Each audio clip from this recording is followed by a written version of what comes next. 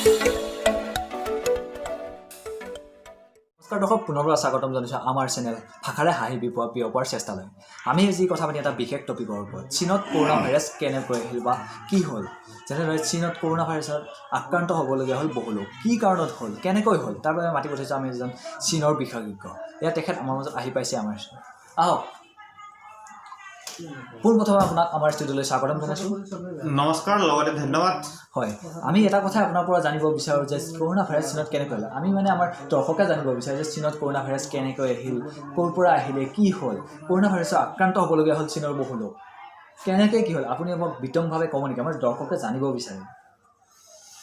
বিজ্ঞানীসকলে পৰীক্ষা নিৰীক্ষা কৰি অনুমান কৰিছে যে কিছুমান আপোনাৰ জীৱ জন্তু খোৱাৰ বাবে হৈছে। যেনেকৈ আপোনাৰ উদাহৰণস্বৰূপে কুকুৰৰ মাংস, আপোনাৰ কেঁচা মাছ, আপোনাৰ লগতে সাপৰ চুপ, এইবোৰ খোৱাৰ বাবে আহিছে বুলি অনুমান কৰিছে আৰু বিজ্ঞানীসকলে। হয়, এখেতে এটা কথা কৈছে যে যিকোনো ধৰণৰ জীৱ জন্তু বা কেঁচা মাছ, সাপৰ চুপ এনেকুৱা ধৰণৰ বস্তু খোৱাৰ বাবে অহা বুলি এওঁলোকৰ বিজ্ঞানীসকলে পৰীক্ষা নিৰীক্ষা চলাই আছে। আৰু পৰীক্ষা নিৰীক্ষা চলোৱাৰ সিদ্ধান্তত এওঁলোকে অনুমান কৰিছে যে বিজ্ঞানীসকলে এইবোৰ বস্তু খোৱাৰ পৰা কৰোণা ভাইৰাছ অহা বুলি অনুমান কৰিছে। বৰ্তমান সঠিক পৰামৰ্শ দিব পৰা নাই। আৰু বিশেষ কিবা সঠিক পৰামৰ্শ আপুনি দিব পাৰিব নেকি যে এইটোৰ পৰা আহিছে বা এনেকুৱা? নাই, এতিয়ালৈকেতো বিজ্ঞানীসকলে দিব পৰা নাই। হয়, বৰ্তমান এতিয়ালৈকে সঠিক পৰামৰ্শ দিব পৰা নাই। এইখিনিয়ে জনাইছে, সঠিক পৰামৰ্শ আহিলে আমি আপোনালোকক জনাবলৈ চেষ্টা কৰিম।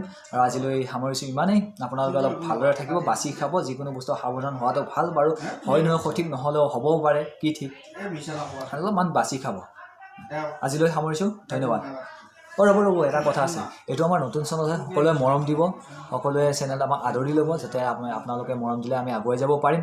আৰু সকলোৱে ছাবস্ক্ৰাইব কৰিব, শ্বেয়াৰ কৰিব, লাইক কৰিব, আৰু এই বেল আইকনটো দবাই দিব, যাতে আমাৰ আহিবলগীয়া নতুন ভিডিঅ'বোৰ আপোনালোকে